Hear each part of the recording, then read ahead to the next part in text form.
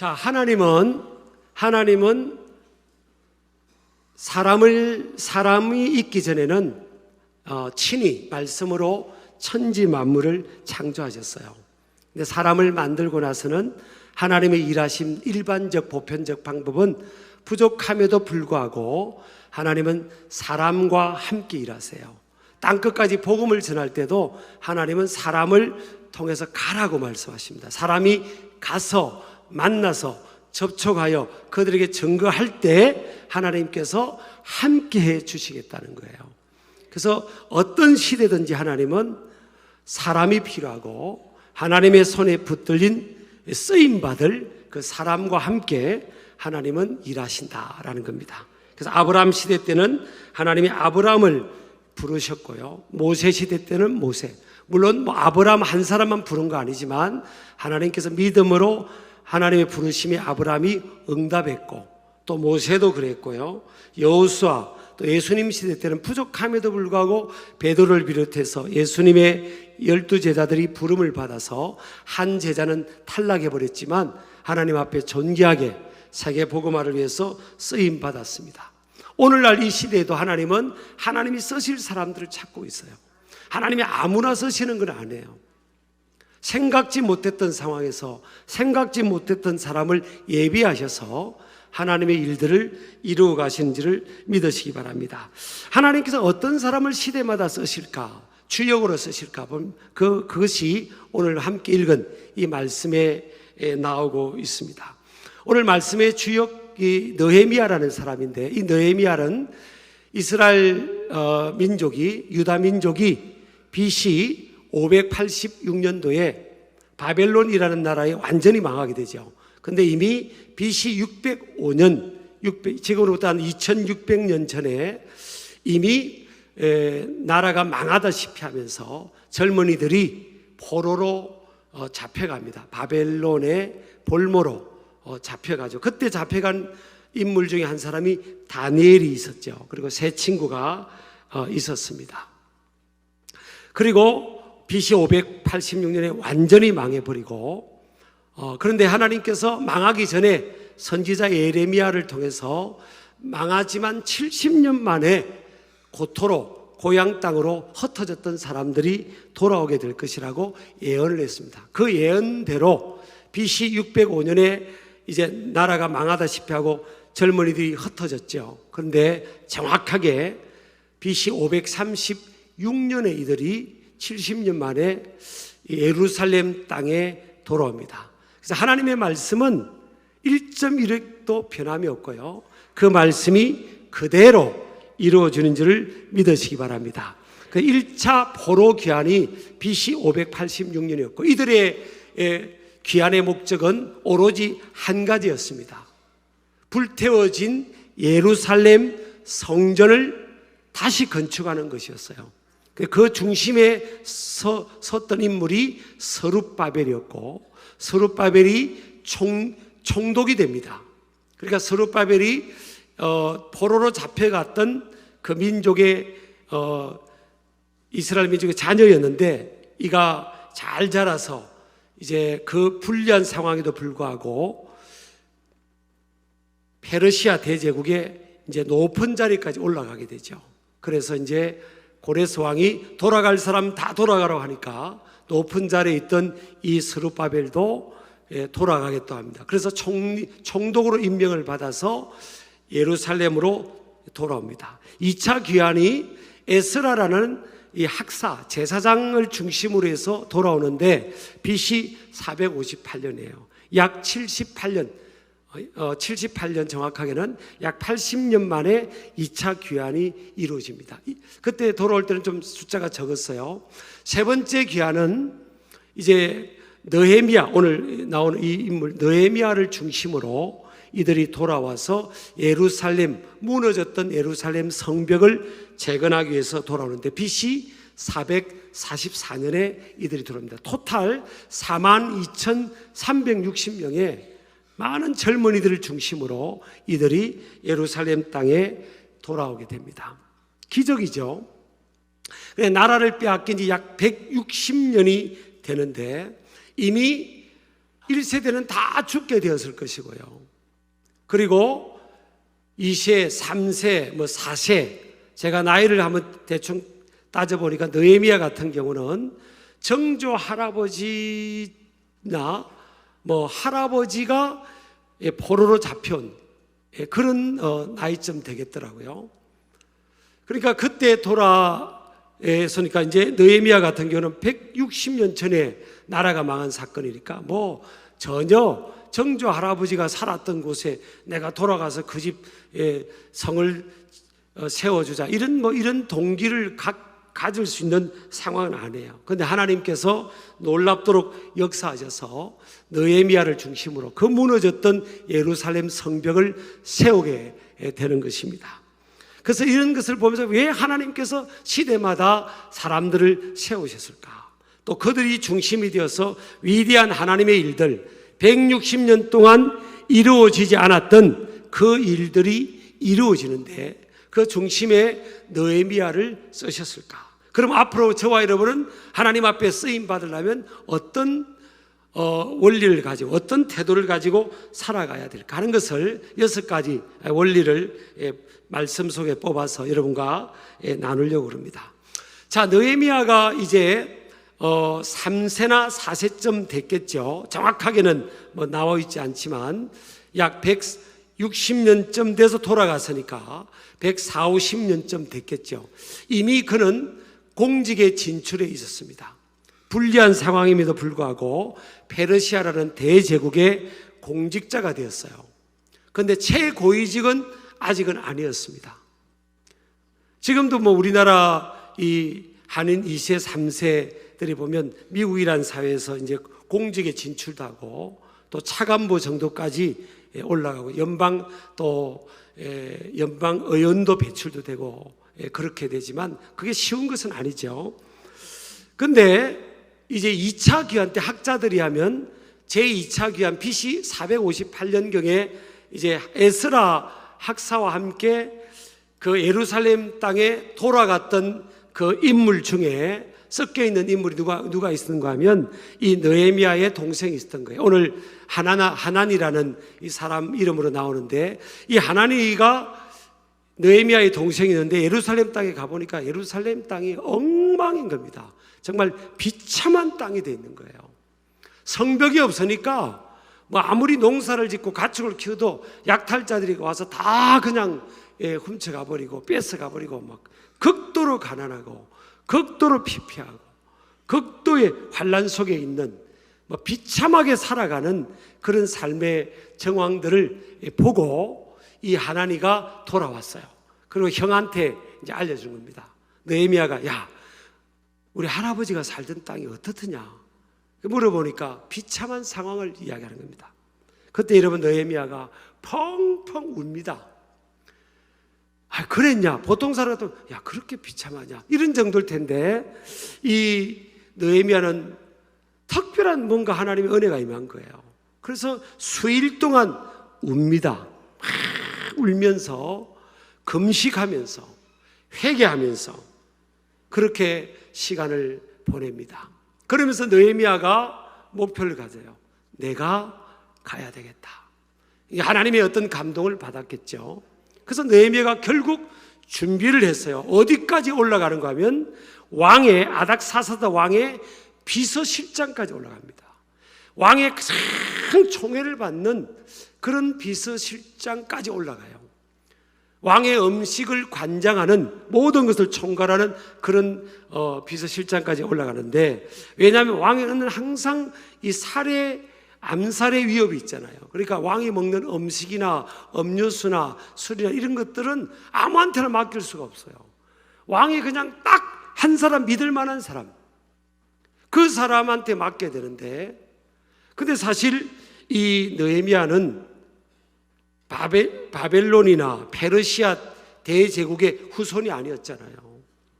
그는 식민지 지배를 받는 포로로 잡혀왔던 그 후손이었다고요.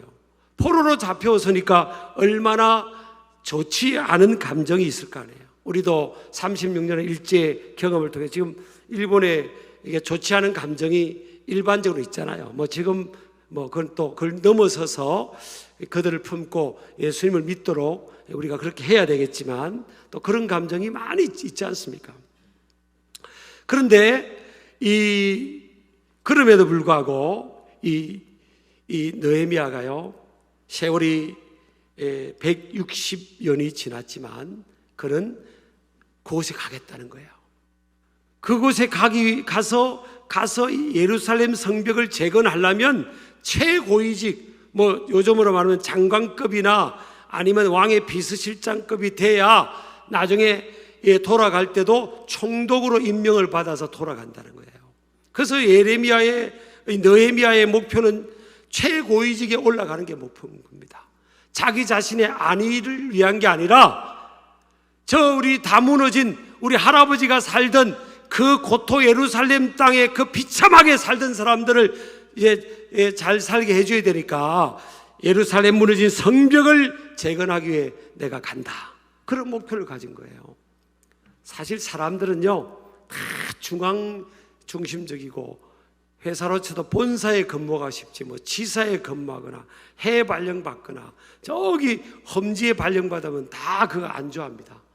근데 느헤미야는 왕이 그토록 총애하고 있는데도 불구하고 불리한 상황인데도 불구하고 그걸 다 뚫고 왕의 비서실장까지 됐잖아요. 근데 그걸 다 누리고 부귀공명을 다 누릴 수 있고 권력도 누리고 다 누릴 수 있는 그 자리인데 그거 다 마대하고 그곳에 가겠다는 목표를 세운 거예요. 결국은 그렇게 돼서 유대 총독으로 가서 52일 만에 무너졌던 예루살렘 성벽을 밤낮으로 일을 하고 진두지휘하면서 기적적으로 그 일을 해냅니다. 저 이걸 보면서요, 하나님이 쓰시는 사람들은 어떤 사람들인가? 첫 번째는 눈물의 사람입니다. 160년이 지났지만 이 느헤미야는 자기가 한 번도 가보지 않았던, 어떻게 보면 160년의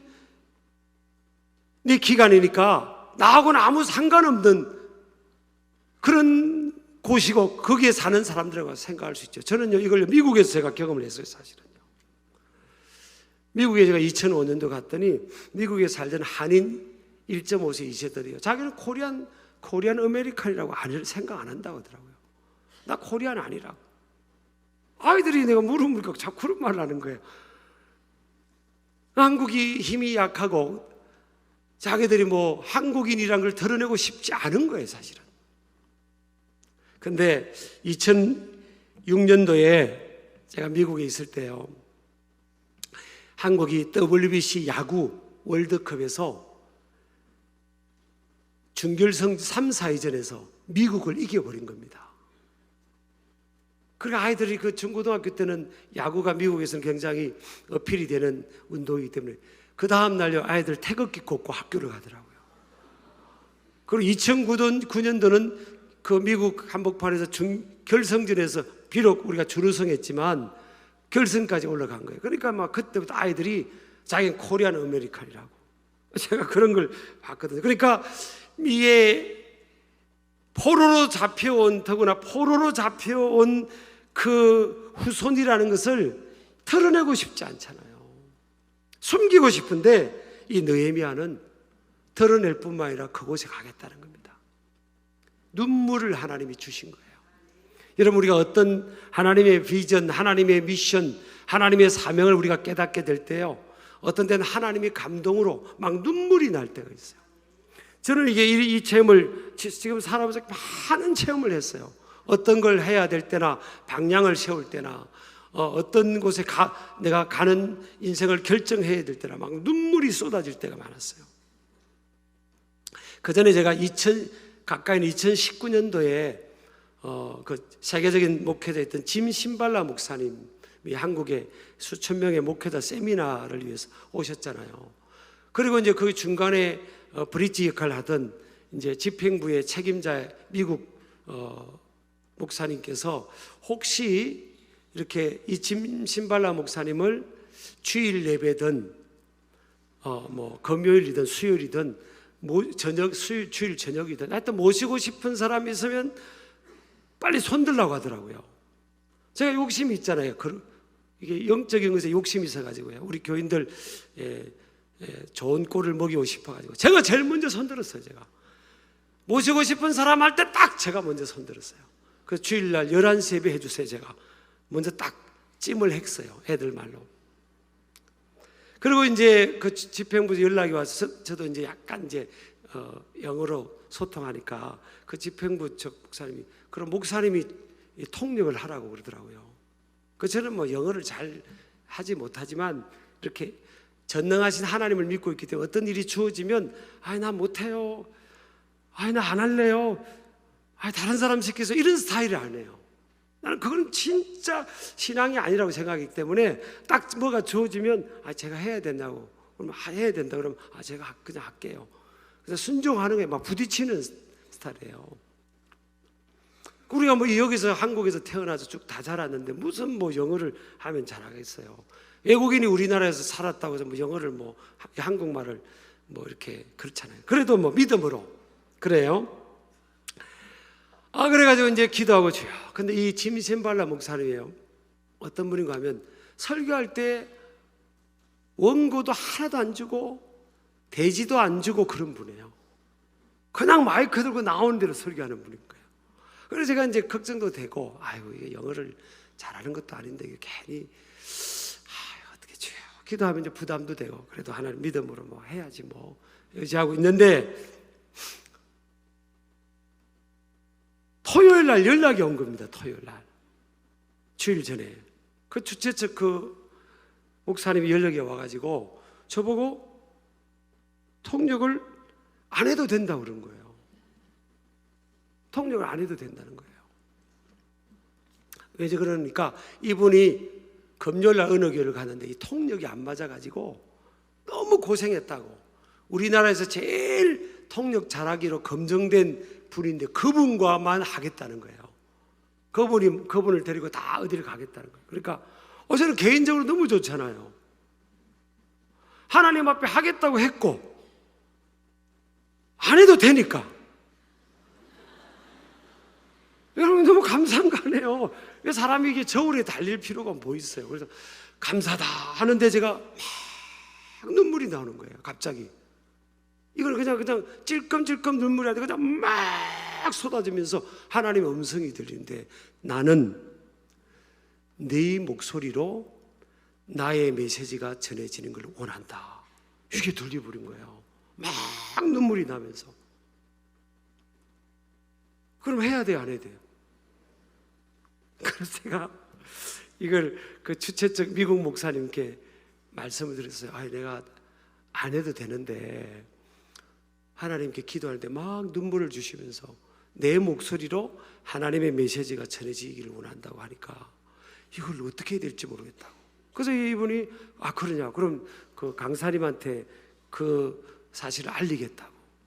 그리고 연락 주겠다고 하는데요. 주일 아침까지 연락이 안 와요. 연락이 안 와요.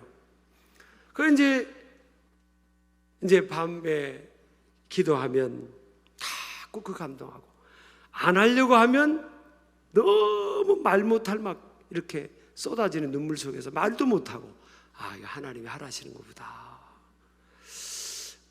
그래 이제 주일날 돼서 이제 온누리교회에서 9시 예배 설교를 하시고 이분이 11시 예배 인도하기 위해서 10시 반에 도착하시는데 보니까 통역하는 분을 모시고 온 거예요. 통역하는 분을 모시고 왔어요. 우리나라에서 통역 제일 잘한다는 분을 모시고 온 겁니다. 그러니까 우리 교회 3층 접견실에 오신 거예요. 그럼 제가 얼마나 감사해요. 확실하게 안 해도 되잖아요. 모시고 왔으니까 강사님이 보니 편한 사람을 통역 모시고 왔으니까 안 해도 되잖아요. 그래서 안 하는 쪽으로 또 제가 마음을 잡아 그 강사님 앉아 계신데 저 혼자서 그냥 눈물이 쏟아지는 거예요. 이게 뭐 초자연적인 뭔가 그게 있었어요. 초자연적인 눈물이 쏟아지는 겁니다. 저는 그래서 이 느헤미야가요 며칠 동안 울었다는 게 이해가 돼요. 그래서 내가 이거는 내가 순종해야 되겠다. 그래서 이제 그 짐신발라 목사님한테 내가 통역을 안 하려고 그러는데 내 목소리로 하나님의 말씀이 전해지기를 원한다고 이렇게 음성이 들리는데 어떻게 될지 모르겠다고. 그리고 이분이 미국에 몇 년 살았냐고 그러더라고. 그래서 제가 3년 조금 못 살았다고 그러니까 이분이 no 하더라고요. 안 된다는 거예요. 안 된다는 거예요. 여러분, 우리나라에 외국인이 3년 살아서 이 설교 한국어로 통해 그것도 쉽지 않잖아요. 그러니까 안 된다는 거예요. 그 이분은 나를 배려한 거겠죠. 그게 안 된다고. 그래서 미국에 30년 살면서 검증된 분 이제 모시고 이제 올라가는데, 제가요 그냥 강단에 올라온 거잖아요. 이분이 강단으로 올라오셔서 나도 그냥 따라서 올라온 거예요. 제가 순종하려고. 아니 뭐 이게 뭘 누가 하고 싶은 사람 뭐 있겠어. 그냥 근데 이거는 초자연적인 개입이구나. 그게 난 순종해서 올라온 겁니다. 그 이분이 원급sek을 왔다 갔다 다니면서 설교하잖아요. 저도 따라다니면서 막 그래야 되는데 그냥 올라왔는데, 그래가지고 그날 사실 굉장히 은혜가 임했잖아요. 2019년 아마 11월 달인가, 예, 그래요. 여러분, 그래서 하나님의 어떤 초자연적 역사, 이런 역사인지를 믿으시기 바랍니다. 물로 포도주를 만드셨습니다. So how did it happen?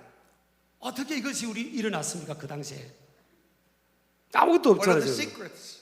이건 세상 사람들이 알지 못하는 비밀인 것입니다.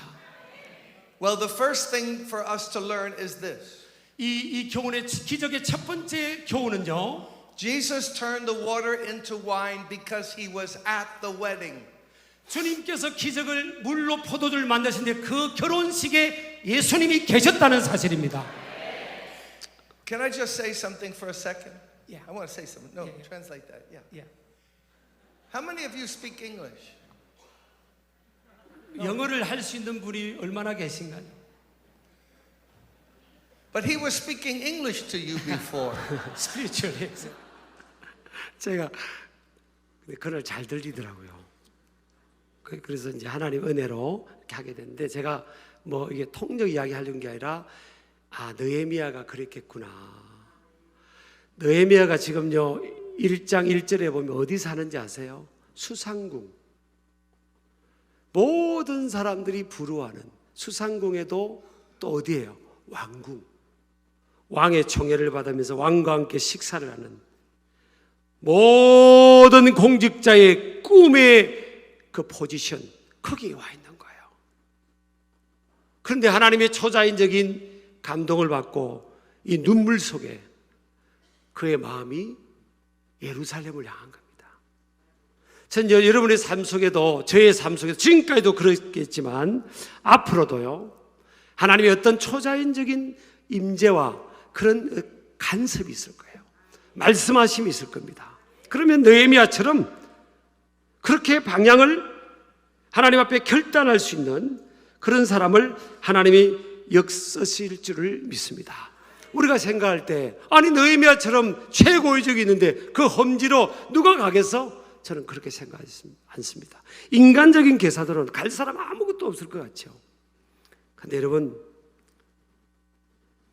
예수님의 제자들이 예수님께 그랬습니다.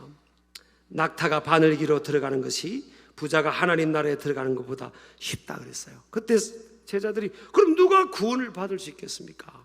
그런데 예수님이 뭐라고 했습니까? 사람으로는 할 수 없으나 하나님으로서는 다 하실 수 있느니라. 우리나라의 130~140년 전에 이 조선이란 땅에 여러분 얼마나 열악하고 내세울 것 없는 이 땅에 얼마나 많은 사람들이, 선교사님들이 왔습니까? 그들은 이미요 잘 사는 사람들이에요. 유럽과 미국 잘 사는 사람들이에요. 잘 사는 젊은이들입니다. 또 소위 명문대학 나온 젊은이들 많고요. 의사 하다가 오신 분도 있고. 근데 하나님이 그 마음에 역사를 하고 불을 주고 마음에 감동을 주니까 하나님께서 그들을 그것보다 더 영광스러운 일은 느헤미야로 하여금 예루살렘 성벽을 재건하는, 비록 그 열악한 땅이지만 그 예루살렘에 가면 무슨 식사 한 끼 옳게 할 수 있는 좋은 레스토랑이 있었겠습니까? 누릴 수 있는 문화나 환경은 다 포기해야 되는 상황일지라도 그것은 영광스러운 후에 주님의 상급을 바라보면서 거기를 간 거잖아요. 하나님이 그런 사람을 쓰시는 거예요. 눈물의 사람을 쓰신 줄 믿으시기 바랍니다. 그리고 그 감동 앞에 두 번째는요, 부르심을, 하나님의 부르심을 깨닫고 구체적 준비와 실행에 옮기는 사람이에요. 듣고 감동받고 은혜받고 많은 사람을 하나님 쓰시지 않아요. 이 은혜가 머리로부터 눈과 이 가슴으로 내려서 뜨거운 가슴으로 내려왔을 뿐만 아니라 이 발까지 가야 돼요. 그래서 느헤미야는 구체적으로 목표를 세운 겁니다. 처음부터 최고위직까지 간 사람이 아니에요. 중간점 돼 있을 때 이 감동을 받고 내가 예루살렘에 가서 예루살렘 성벽을 재건하려면 나는 최고위직까지 올라가고 왕의 총애를 받아야 된다. 그래서 친구들과 함께 이것을 목표로 하고 기도하면서 구체적으로 준비하고 구체적으로 방향을 세우고 그것을 위해서 노력하고 실행에 옮긴 사람들이에요. 세 번째 하나님 쓰실 사람은요, 따라합시다. 기도의 사람이다. 기도의 능력을 믿었습니다. 여러분요, 하나님이 여시면 닫을 사람이 없고요, 하나님이 닫아버리면 열 사람이 없어요. 요한계시록 3장 7절에 보면 우리 열면 닫을 사람이 없고 닫으면 열 사람이 없는 그가 이르시되 그랬습니다.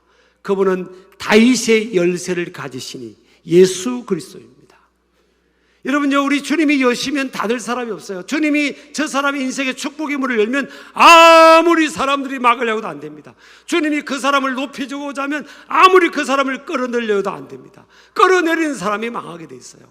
다니엘을 하나님이 막 높이시는데 다니엘의 정적들이 다니엘을 축복하지 않고 자꾸 끌어내려고 하니까 다니엘의 정적들이 오히려 사자밥이 되고 그렇지 않습니까? 하나님이 여시면 닫을 사람이 없어요. 주님이 닫아버리면 열 사람이 없어요. 이 여는 것은 두드려라 그리하면 열리리라 그랬잖아요. 기도의 능력을 느헤미야와 믿음의 친구들은 믿었습니다. 또 이 느헤미야는 어떤 사람인가 하면요, 믿음의 사람이었어요. 하나님은 믿음 있는 사람을 쓰세요. 그 믿음이라는 게 뭐냐? 환경을 뛰어넘는 역사거든요. 불리합니다. 이 느헤미야는 불리해요. 어떻게 내가 왕의 비서실장까지 가지? 왕의 총애를 받고 어떻게 왕의 직원까지 갈 수 있을까? 인간적으로는 안 되는 거죠. 왜? 포로로 잡혀온 이 조상들의 후예들이니까 누가 그 사람을 내 가까이 내 목숨을 맡기는 그 자리에 두겠냔 말이에요. 인간적으로는 불리한 상황인데 하나님은 불리함을 유리함으로 바꾸시는 하나님이다. 그래서 느헤미야는 그것을 믿은 겁니다. 기도의 능력을 믿고 믿음으로 하나님 앞에 나아간 거예요. 그래서 여러분, 믿음의 사람은요, 이 불리한 환경을 크게 보지 않고 하나님을 크게 보는 사람입니다. 그래서 도전하는 거예요. 하나님이 함께 하신다를 믿고 안 될 거야, 힘들 거야, 불리해, 나를 지지해 주는 사람 저거, 내 편이 저거, 내가 가진 것은 저거, 이런 것들 보지 않는 거예요. 믿음의 사람은 그 위에 역사하시는 하나님을 봄으로 도전하는 겁니다. 다섯 번째는요, 이 느헤미야는 덕과 신뢰가 있는 사람이었습니다. 왕이 사정을 합니다. 왕이 사정을 해요. 느헤미야야, 너 가서 그러면 예루살렘 성벽 재건하고 꼭 돌아와서 내 옆에서 나 도와줘야 된다. 예, 그렇게 하겠습니다. 저는 이 성경 구절 이걸 느헤미야서 2장을 읽으면서요, 야, 느헤미야가 그렇게 왕의 신뢰를 받았구나. 저는 이제 목회자들 모임에 가면 이제 좀 뭐 강사의 입장이라든지 리더의 입장이 될 때가 좀 많아요. 그러면 뭐 동료 목회자나 또 이렇게 담임 목회하는 분들이 이구동성으로 말합니다. 요즘 우리 부교육자들이 너무 준비가 안 됐다고. 그래서 목사님 신길교회 갔더니 부교육자들이 너무 빠릿빠릿해가지고 좀 트레이드하면 안 되냐고, 좀 바꾸면 안 되겠냐고, 아니면 또 다른 분을 좀 파송시켜달라고 막 이런 말도 그래요. 저는 이제 난 참 답답하다. 아니, 부교육자 생활 하다가 또 담임 목회할 때 그런데 아니 왜 담임 목사님에게 그런 말을 듣냐, 부교육자들이. 아니, 부교육자들이 다른 데 갈까 봐 담임 목사님이 좀 겁을 내면 걱정하면 안 되나요? 분위기가 싸해요. 아니, 여러분, 사회생활 하면서 여러분 이게 좀 명분 있게 이렇게 행동해야 되잖아요. 믿는 사람들은 여러분 명분이 굉장히 됩니다. 돈 뭐 한두 푼 주신다고 싹 돌아서고 가고 그 인간관계 그냥 다 끊어버리고 그렇게 하면 안 돼요. 갈 때 가더라도 여기는 적은 회사에서 야, 아무개 과장, 자네는 우리 회사가 담을 수 있는 그릇이 아니야. 자네는 더 뻗어가야 돼.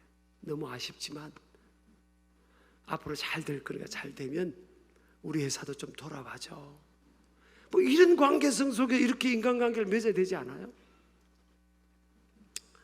속으로 그냥 빨리 갔으면 좋겠다. 여러분 그렇게 되면 안 됩니다. 느헤미야는요 덕과 신뢰가 있는 사람이었어요. 여러분 성경에 쓰임받은 인물들 보세요.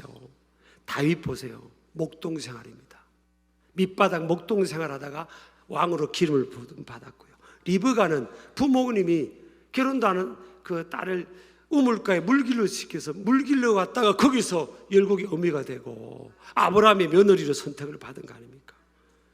야곱은 유목생활이고요. 요셉은 노예생활, 감옥생활하면서 입이 막 부어가지고 어떻게든 탈출하려고만 그렇게 노력한 게 아니에요. 요셉은 감옥 노예생활도 잘 정하고 노예생활하다가 금방 그 집안의 이 제일 높은 위치에 다 관장하는 위치가 돼버렸고요. 하나님이 함께하니까 그렇게 돼야죠. 성실하고 그렇게 하나님 밀어주면 그렇게 돼야죠. 감옥 생활하면서 얼마나 억울합니까? 그런데도 감옥의 간수장이 이 요셉한테 죄수들 관리하는 걸 다 맡겨버리잖아요. 그러니까 다 어디 있든지 간에 그 있는 곳에서 인정을 받는 거예요. 나는 참 답답한 친구들 이 땅에 살아가면서 좀 봅니다. 저도 그렇게 판단할 입장이 안 되지만 저렇게 살면 안 되는데 어떤 사람은 내가 뭐 큰일 할 사람인데 이런 일 해야 돼요. 그런 일 하면 어때요? 그런 일 하면 어때요? 직업에 기천이 어디 있고 일에 무슨 그게 죄 짓는 일이 아니면 다 이런 그 하나님 보시기에 귀한 일이죠. 뭐 여러분한테 제가 열받는 게 아니고 답답한 인생이 어떻게 풀리는지를 몰라요, 여러분. 어떻게 인생을 하나님 축복하는지를 잘 모른다니까요. 모세는 여러분 민족의 지도자로 바로 된 게 아닙니다. 목동 생활하다가 남의 그 이대로 장인 그 양을 치고 있다가 40년을 양치다가 하나님이 그 신실함을 보시고 이 모세를 하나님 픽업한 거란 말이에요. 사무엘은 성전에서 어머니 젖들 때 어머니 믿음으로 성전에 온 거지 뭐 사무엘이 나 성전 가서 살래요 그랬습니까? 어머니가 너 성전에서 살고 청소도 하고 그렇게 하라고. 근데 엘리 대제사장이 그때 신령한 대제사장도 아니었어요. 근데 사무엘은 도망 안 갔습니다. 소년이 되고 도망 안 가서 집으로 도망가지도 않았어요. 성전에서 청소하고 뭐 굳은 일 다 하고 저녁에 자다가 하나님 음성 듣고 사무엘이 선지자로 기름 부음을 받지 않습니까? 다 밑바닥에서요. 내게 주어진 이 환경에서 가장 낮은 곳일지라도 거기서 더 깊게 행동하고 더 깊게 생활하고 주변의 인정을 받고 그러니까 하나님이 딱 픽업해서 쓰시는 거라고요. 우리 아멘 하시기 바랍니다. 마지막에 이 느헤미야는요 사명을 위해 기꺼이 희생하며 집중한 사람이었습니다.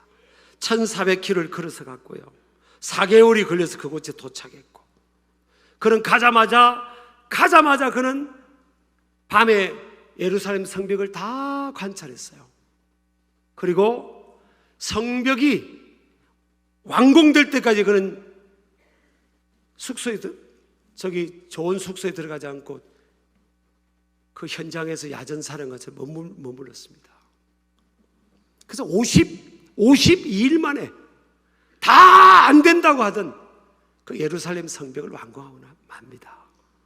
저는 성경을 읽다가 이 느헤미야 같은 이 내용을 보고 하나님 저도 마음을 주셔서 전임 목회지 성전 건축할 때 제가 9개월을 아주 찬 난방도 안 되는 그 임시 새벽기도 저녁기도 처소에서 9개월을 제가 기도하고 자고 안 내려왔습니다. 그러니까 하나님이 다 해주시더라고요. 너무 빨리 돈을 건축회사한테 주니까 막 소장님이 사정하더라고요. 빨리 주면 안 된다고 막 사정했어요. 그게 하나님이 해주신 거예요. 여러분 이게 하나님 우리에게 맡긴 일이면요 어떤 포지션이 그 중요한 거예요. 남에게 크게 보이고 내가 저 자리 가서 저걸 내가 해야 되는데 그런 생각하면 안 됩니다. 하나님이 쓸 사람은 때가 되면 여러분 높이고자 하면 거침없는 하이킥처럼 높여져요. 하나님 더 작은 것에 충성하면 더 큰 것 맡겨주신단 말이에요. 우리는 그냥 내게 주어진 이곳에서 이 일을 감당하고 여기서 열매를 맺고 여기서 뚫어내는 거예요.